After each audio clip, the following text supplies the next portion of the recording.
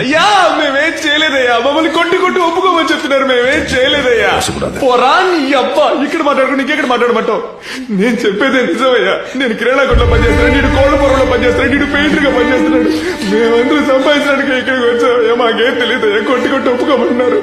ఇలా చాలా మంది అమాయకపు యువకులు, మధ్యతరగతి కుటుంబాలకు చెందిన వ్యక్తులు చేయని తప్పులకు జైళ్లలో మగ్గిపోతున్నారు.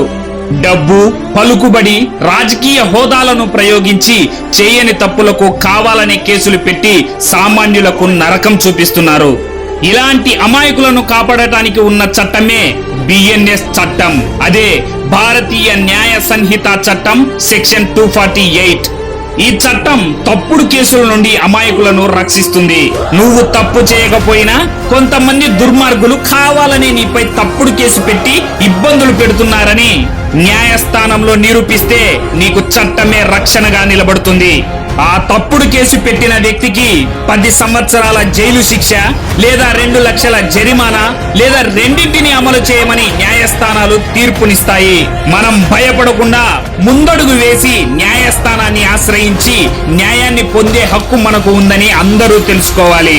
ఈ వీడియో మీకు ఉపయోగకరం అనిపిస్తే చిన్న లైక్ చేసి మన ఛానల్ ని సబ్స్క్రైబ్ చేసుకోండి.